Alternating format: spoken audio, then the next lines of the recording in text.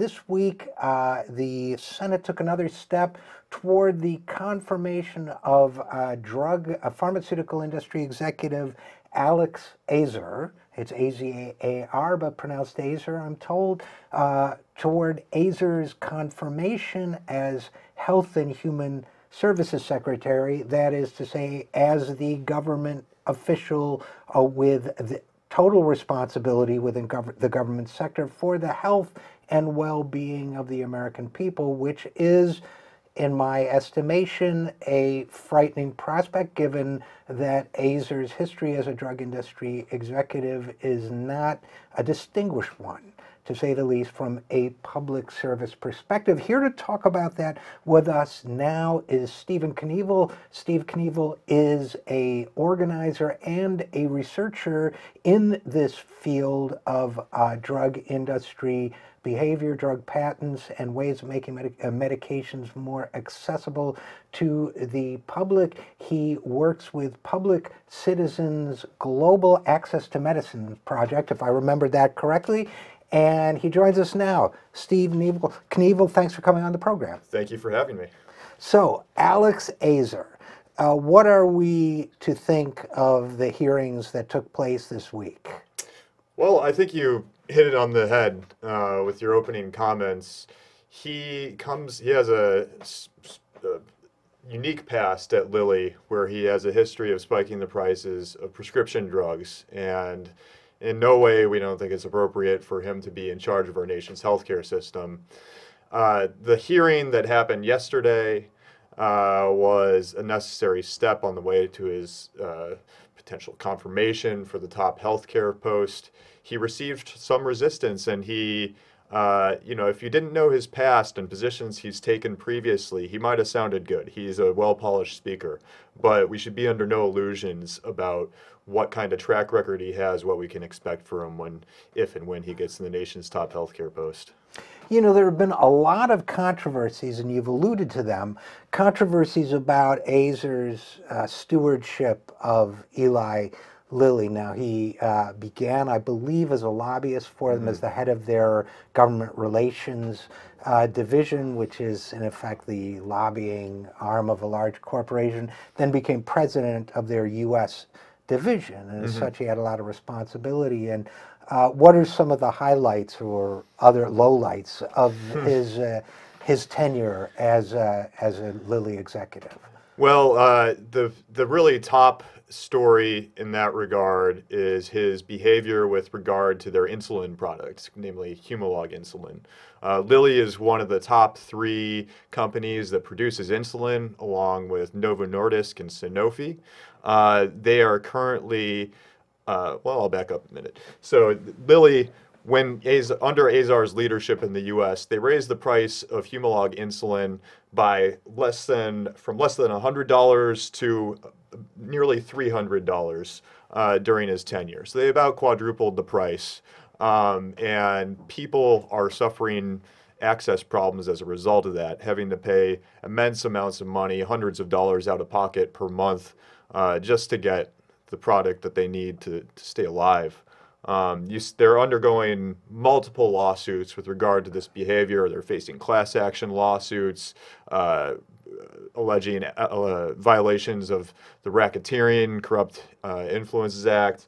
And just to be clear, these accusations, these charges have been raised because you have 3 supposedly independent companies, in effect, and I've seen the charts, they're staggering to look at, raising their prices in lockstep, if I recall correctly, sometimes within a day of each other. Right.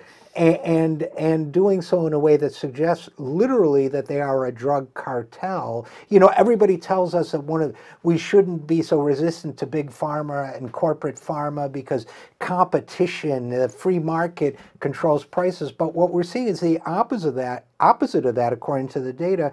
Literally, they are a drug cartel who behaves in concert, raises prices in concert, and that is the root of these charges, right? It looks incredibly fishy, and that's that's exactly right. There's actually, you can look at it as Lilly and Novo Nordisk and Sanofi, because there's a short-acting and a long-acting insulin. Don't need to get into that though. But you see Lilly raising the price in lockstep within a day, oftentimes over the last decade plus for this product, and the allegations in the lawsuits are that we have such a broken system that Lilly sees more benefit in raising the prices, because then the middlemen get a bigger cut. And then the middleman gives them more favorable treatment and will prefer their drug over another one when they're setting up their preferred drug lists for insurers. So the incentives are backwards, and Lilly, they didn't have to behave this way though. They could have made the choice that, hey, we're actually going to compete on price and we can lower the prices and consumers will benefit from that instead. But they made the deliberate decision that they're going to try and game the system, let these middlemen get more money, leave the consumers out cold, and reap massive profits as a result. So, Stephen Knievel, I'm going to step out of the interviewer's role for a second and make a statement, express an opinion that you're under no obligation to endorse or reject. But all of this, they may have behaved as a rational economic actor, giving the perverse incentives of the system, but I find it impossible to make myself comfortable with the idea that this position of responsibility and trust on behalf of the American people be given to somebody who can live with himself having made a decision that will in fact cause the deaths of some individuals and pain and extreme inconvenience to others, just because the rules allowed him to do so or encouraged him to do so. That's not the kind of person I want in charge of healthcare in this country. Yeah, well, and I would say that it's not clear that the rules allow him to do that. Oh, okay, fair. Right, good point. Right, hence the lawsuits. Yeah. And by the way, as a point of history, I would also add, if I recall correctly, insulin was invented, what, 1923, around then? I couldn't tell the exact date, but it's been many, many decades. And that the inventors wanted it to be available to the public at a very low cost, so sold the if I recall correctly, sold the patent for something like $1 each, the three inventors. Yeah. Because they wanted it to be publicly available. Instead, it's being produced by this cartel that is abusing the system in order to make money. That's my take. Yeah, I mean, I think they would be extremely troubled by what's happening with the product that they developed in good faith, wanting it to be available to the people that needed it to improve public health. And while it has, as a result, you're getting this really gross profiteering behavior by people like Alex Azar. And now, okay, so now we have that issue, which was at least raised, presumably, I would guess, by a Democrat, but maybe I'm wrong, in the hearings. Anything else that came out in these hearings that was striking to you? Well, it's not only the drug pricing pieces. So, Azar was at Lilly for about 10 years until just about a year ago he left the company. Prior to that, he has quite an interesting history as well. He's had a long pedigree of tailoring himself for Republican inner circle sort of politics. He was a clerk for Antonin Scalia on the Supreme Court straight out of law school. He was on Kenneth Starr's team when he was the special prosecutor. He was on the Bush v. Gore team for Bush back in the 2000 election.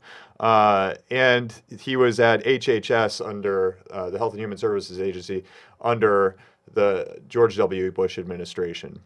And since then, though, he's taken a lot of controversial positions beyond the drug pricing realm relating to health. So he's said that the Affordable Care Act is circling the drain. I would be the last one to say that the Affordable Care Act is adequate to meet people's needs. What we really need is single-payer health care.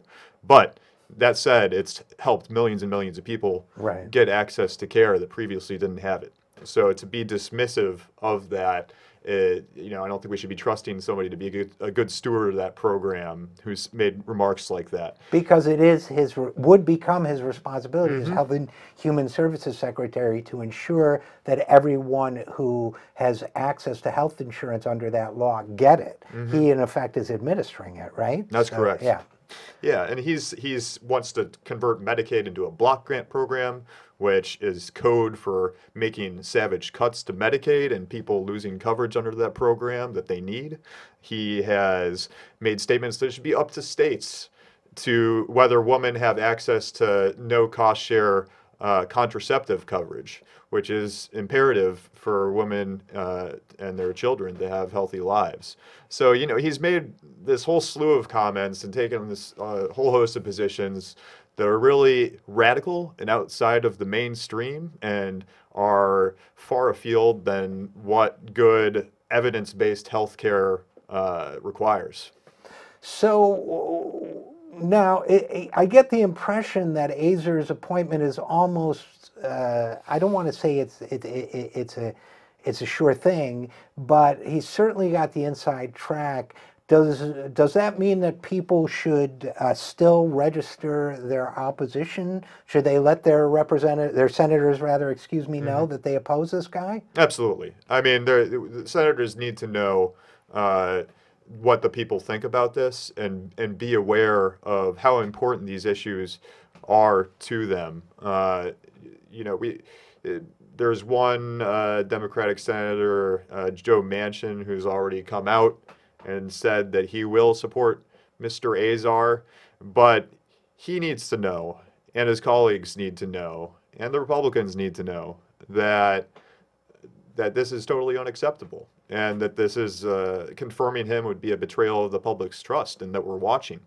So now, just so that we all understand the next steps, there was a hearing in the Finance Committee, is that correct? And so they are going to vote presumably in the next, what, week or so? That's right. Within a week or two, the Senate Finance Committee will be voting on whether they want to move his nomination forward. And then the next step after that is the floor of the Senate will have their vote. And then it's a done deal once that's done. So people should let their senators know now, I would assume. Absolutely. Time is of the essence. Great. Well, let's hope and encourage people to do that, especially in West Virginia, since Joe Manchin has already spoken up, but everywhere across the country do that. And before I let you go, Stephen Knievel, where can people find out more about your work? So at citizen.org/access, you have a whole host of information. We've got links on how you can get involved. We have a petition on Alex Azar's nomination. We have materials on how you can write a letter to your local paper about his nomination and everything that you need to get plugged in. Okay, great. And people can also find out there about the rest of the great work you do too. Absolutely. Which I am familiar with and very much support. So Stephen Knievel of Public Citizen and the Global Access to Medicines program, and I got it right both times. I'm extremely proud of myself. Thanks for coming on the program. Thanks, RJ.